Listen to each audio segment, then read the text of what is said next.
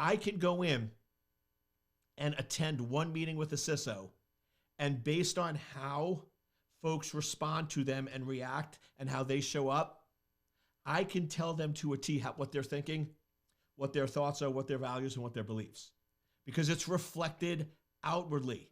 So this is one of the coolest parts. If you're committed, it's easy to fix. Just look. Welcome to Life of a CISO. I'm Dr. Eric Cole, your host, and we'll be taking you on a journey each week on what it takes to be a CISO and what are solutions that you can implement today if you are currently a Chief Information Security Officer or if you want to be one in the future. This is Life of a CISO.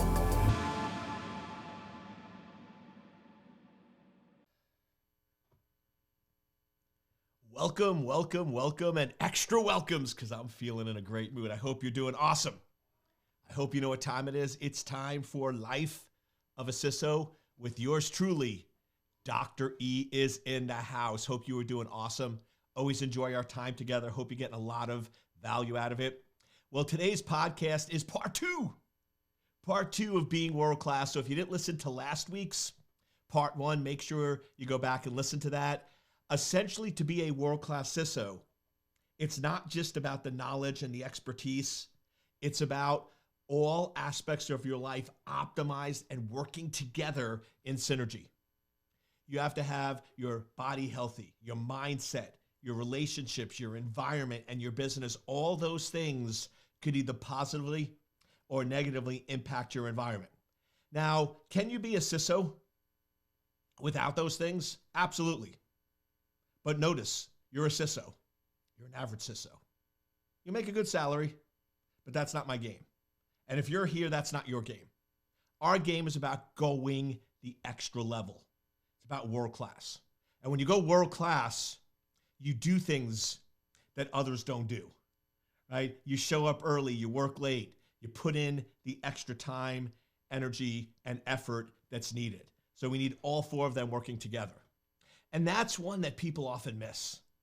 You look at world-class athletes are a good example. A lot of folks go, oh, they have natural ability.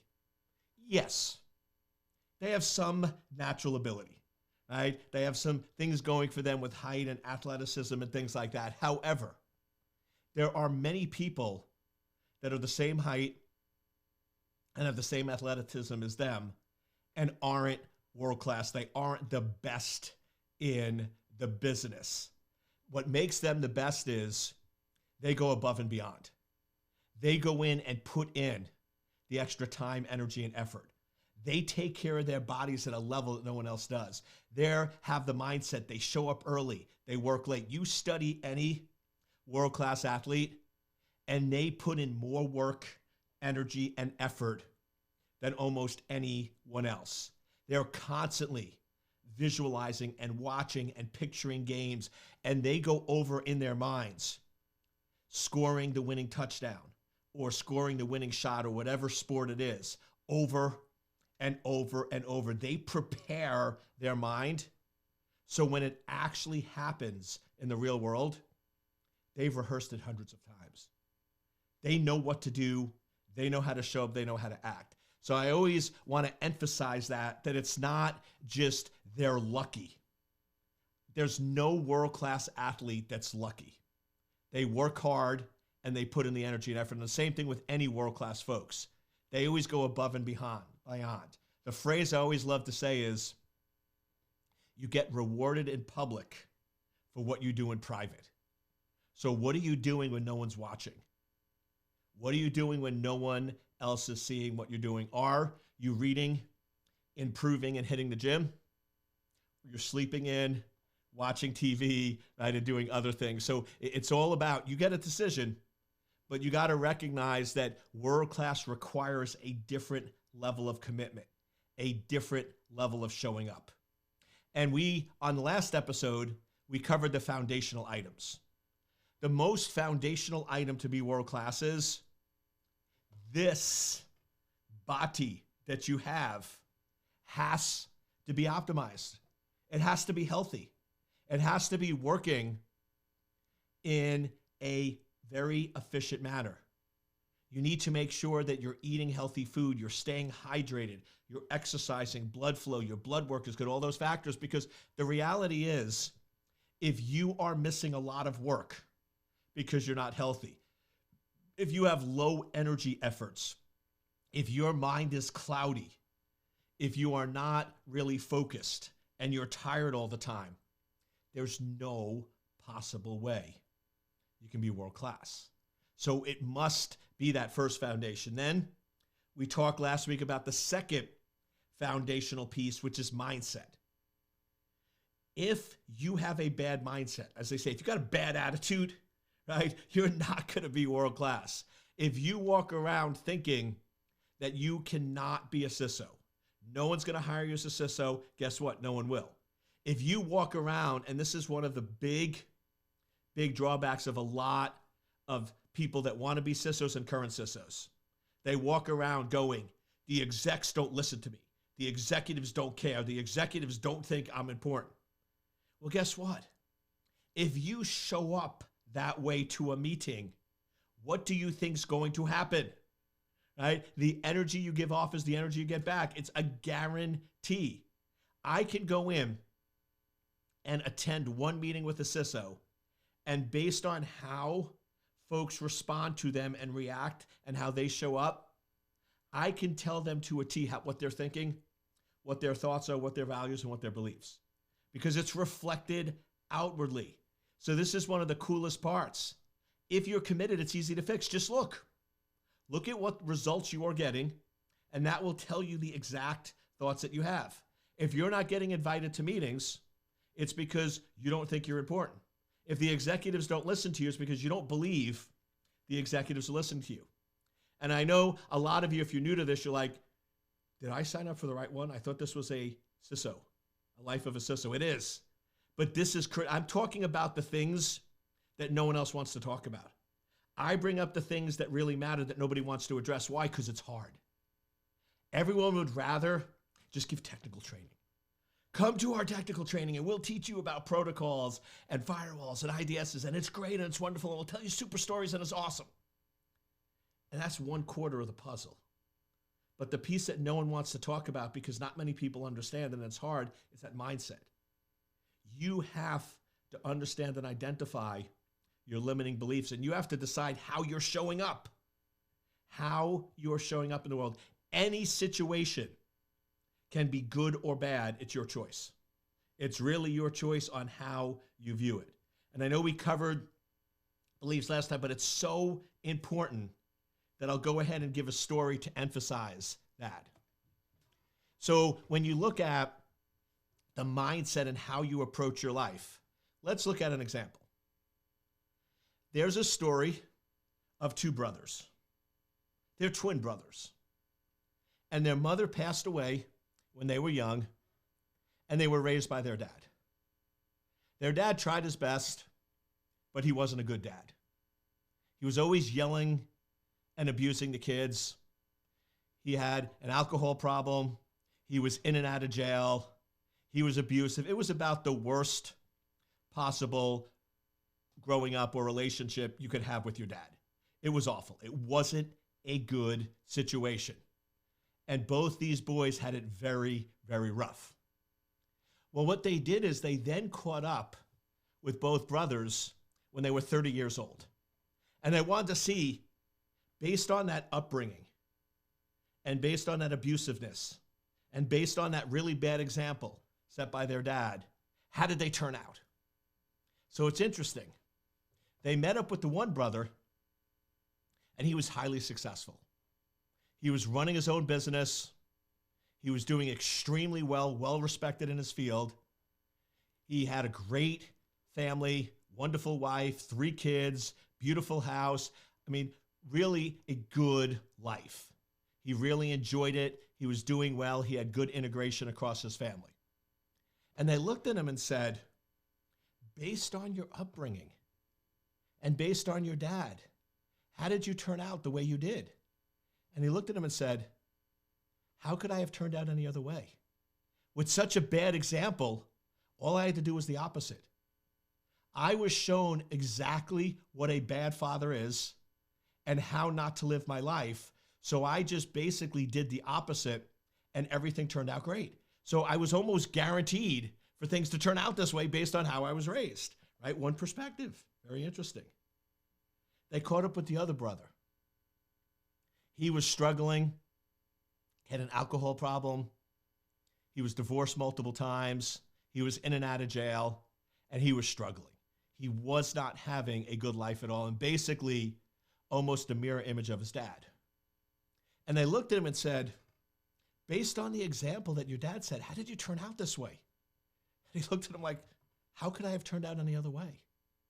He goes, the way my dad trained us, I was guaranteed to follow in his footsteps. I had no chance of success based on how I was raised, and it was a guarantee I was going to be just like my dad.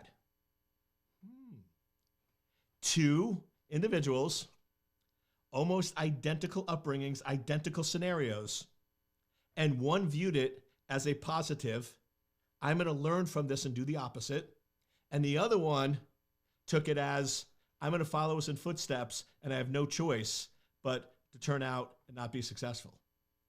Notice, perspective, same exact upbringing, but they both decided to look at it differently. So how are you living your life? How are you viewing your life? Is everything a struggle? Is everything difficult? Is the world out to get you? Because if that's the case, you are not going to be world class. But if you flip it and say, I'm in control, I have 100% control of my life, and you go in and look at it from a positive, and everything happens for a reason, everything is a lesson that you can learn from and use to improve, that's when you start getting world class. So you get to decide. That is the most amazing thing. Now, I'll go deep for a little bit and then we'll jump in to the last two areas. People always go, but Eric, you said 100% control, but I don't control external events. I can't control what other people do. Now, just go deep with me. What if that's not true? What if you actually do? What if your thoughts actually create and manifest exactly what you're thinking? So if you're thinking bad things happen. And if you think good things happen. What if that was true? I'm not sitting there and saying it is or it isn't. I'm just planting some seeds. Going in this mindset piece takes years or lifetimes to develop. So I'm not going to get you all the way there in 30 minutes or 10 minutes or 5 minutes, whatever the segment is. But what I want to do is plant some seeds. I want to plant some seeds in your mind to think and act differently. So just what if everything that happened in your world was a direct reflection of your thoughts and behaviors? What if you change your thoughts? What if you change your beliefs and values? Give it a shot. And let's see, maybe external things will start to change.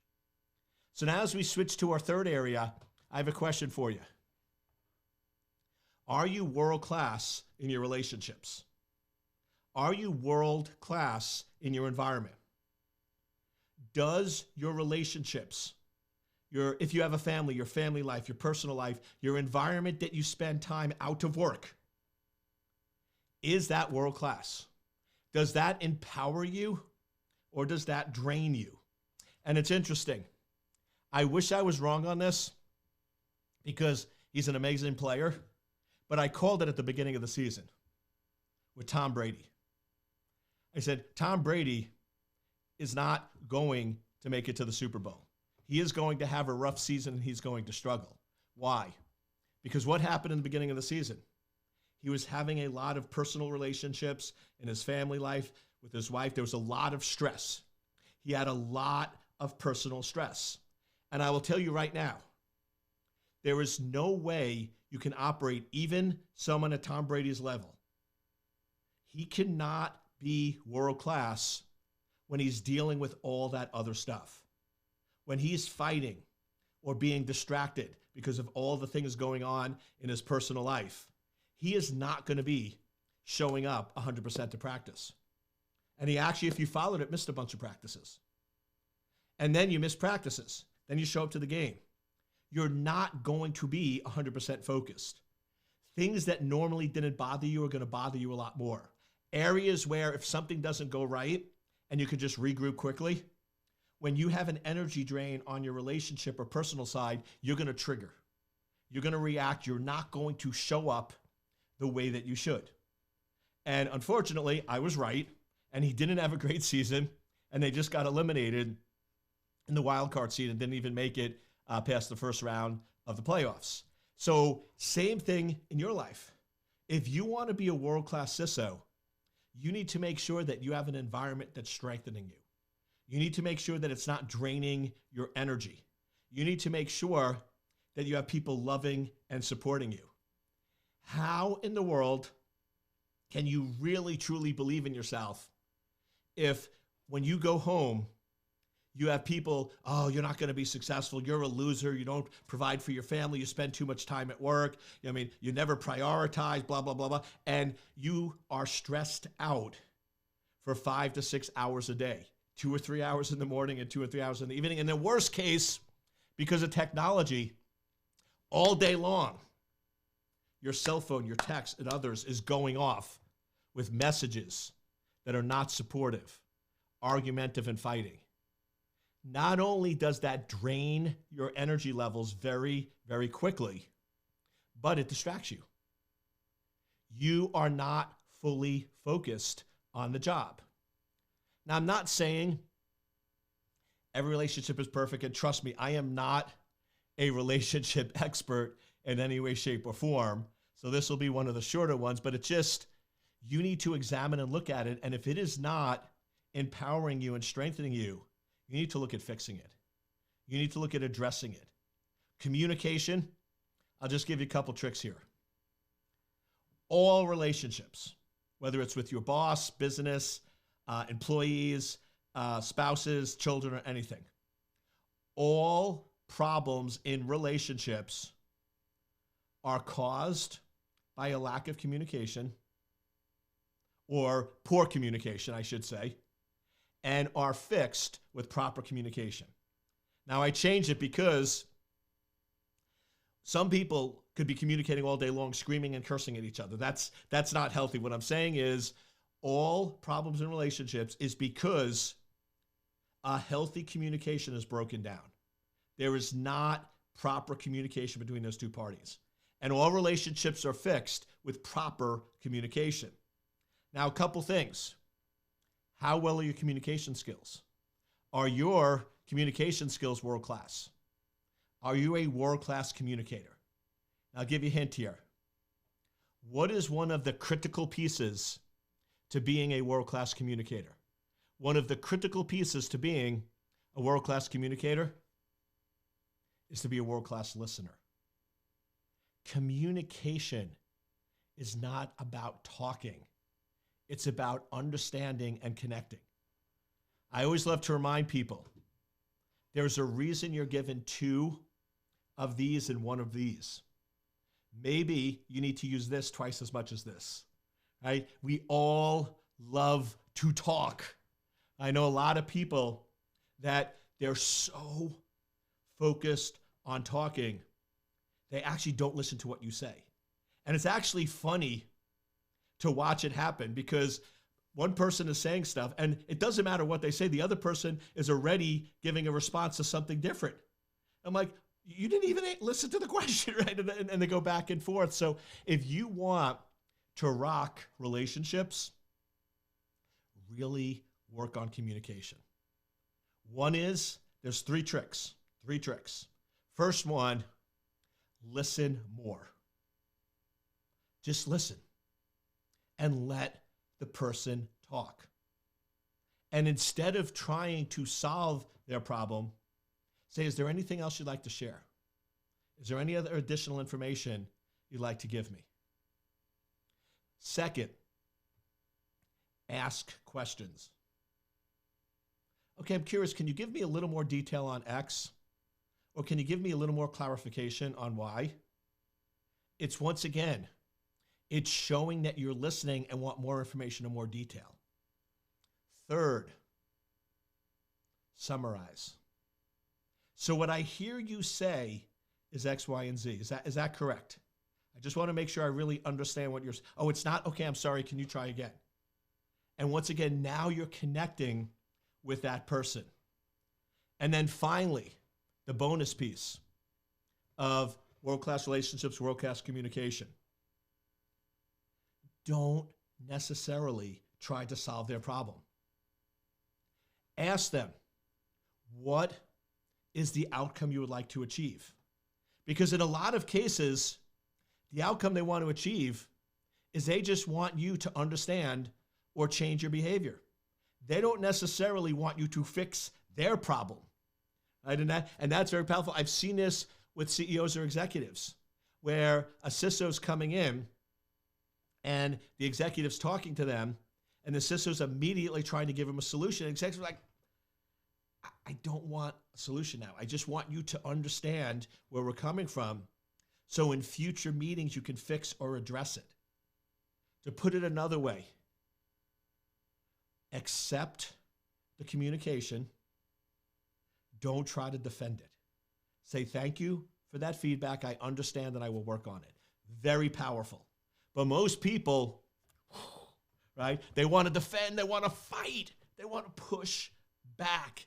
And that is detrimental to healthy relationships. So the third piece on a relationship is when you go home and you're out of work, the people you hang out with, do they increase your energy or decrease it? Do they support you or criticize you? Because you need to be in an environment where you're getting energy, not being drained, and people are supportive of what you're doing. And if not, try some of those communication tricks to help you out. And then finally, the last piece of being world-class is business. You need to have a business mindset. You need to understand and think like a business person. I keep saying this, and some people listen, but people still push back. A CISO is not a career track for a security engineer. It is one of the biggest fallacies and mistakes that are made where people think the way you become a CISO is you do a world-class security engineer for 12 to 15 years, and then as a reward for staying at the company for that long, they give you the CISO title. It could work, but it's very hard, very difficult, and it's not the best path to success. Let me explain. World-class security engineers are all about technology and identifying problems. That's what a world-class security engineer does. They come in and they understand the technology, they talk technology, they're focused on technology, and their job is to tell you the problems, tell you the vulnerabilities, tell you the issues. It's then you or somebody else's problem to fix it. World-class CISOs, or even CISOs at a basic level, are business people. They're business people focused on business problems, focused on increasing revenue, focused on solutions. Can you see how they are completely different? A world-class security engineer and a world-class CISO are two different skill sets. It's one or the other. Very, very rare and very hard to be both. And you can at the same time. You can switch from a world-class security engineer to a world-class CISO. But here's the part that everyone misses. The sooner the better. Let me explain. If you've done something, if you're a security engineer for 15 years, that means a couple things. One, you are really good at it. If you've done something for 15 years, you're very good at security engineer, technical problems. Second, it is who you are. You have built so many habits associated with it that you don't even realize how much you are technical, problem. That's part of what you programmed yourself to do. You do it naturally with ease and simplicity. It comes naturally to you. Finally, you enjoy it. I'm assuming, unless you're crazy or like torturing yourself, if you've done something for 15 years, you better enjoy it. You better like what you do. So now we're taking somebody who has embedded habits. They're extremely good at it. They love what they do. And now you basically say, okay, as a CISO, we want to break all that. We want you to think strategy. We don't want you to go in and think technical. We want you to think solutions, not problems. We want you to think business, not technology. We want you to talk the language of money, not the language of bits and bytes and technology. So you are making a significant shift, which the longer you wait, the harder it is. That's why, believe it or not, in my experience, world-class CISOs, the best CISOs out there, have about 3 to 5 years of technical knowledge and experience with some business. They know enough about the technology, but mostly it's how to relate it to the business. Because a CISO is going to have security engineers reporting to them. Therefore, they shouldn't be doing the jobs of their employees, right? They shouldn't be doing that unless you want to be what we call a fake or hybrid, which is you work for a small company and you have the CISO title, but it's really 20% CISO and 80% technical engineer because you have nobody working for you. Right? That's not what we're talking about. When I'm talking about CISO is at a large company, $100 of million of dollars, billion-dollar company, where it is a true CISO. You have a team of security engineers reporting to you. So question, if you have a team of security engineers reporting to you, you don't need to be the security engineer. Why would you be a security engineer? You have those. They don't need that. They need a CISO. They need a strategic business person that is focused on the business, focused on growing the revenue, and focused on increasing profitability. That is the mindset of a CISO. And it's missed. People don't do a good job of explaining it. Everybody wants the title, but they don't really understand the job. Let me put it another way. If your title has a C in it, chief, if you are a chief at a company, chiefs are responsible for the success of the business. Chiefs are responsible for delivering on what the business says. I always go, chiefs are responsible for profitability and revenue, but everyone says, what about government or nonprofit? Well, even in government, you still have budgets, so it might not be profitability, but even in the government, any chief is responsible for making sure you deliver the service within a budget. So there's still that financial driven component to it. That's a chief. Now, the letters that follow the chief show what your secret powers are. So a chief executive officer is responsible for the entire company holistic business. A chief operating officer is responsible for the operations to support the growth of the business. A chief financial officer is responsible for the finances to support the overall business. A chief information security officer is responsible for using information security as a strategic weapon to support the overall growth of the business. We need to understand what a chief information security officer is in order to do a good job. And unfortunately, many companies or many individuals don't understand the CISO. It's just a cool title that everybody wants, but they can't articulate what it actually is, which I'll give you a hint here. If you're looking to become a CISO, one of the best things you can do during the interview process is explain to them what a CISO is and what a CISO is not. Everyone always says, and we'll cover it on another episode, what are the questions you need to know to properly interview for a CISO position? Is easy. The first one is, what actually is a CISO? And explain to them, listen, I am a business executive that uses cybersecurity to help increase the revenue and profitability of the business. I build out processes and strategies to support that. I am not a technical engineer. I am not going to go in and configure firewalls and routers. I'm not going to go in and work on incidents. I have a team for that, and I understand the process, and I will oversee and direct the team in order to create results that, what do you think I'm going to say? support the business, right? The revenue, the profit. So you're seeing the theme there. That's what a CISO is. So to be a world-class CISO, as crazy and bizarre as it sounds, to be a world-class CISO, you need to understand what a CISO is. And you have to stop fighting it.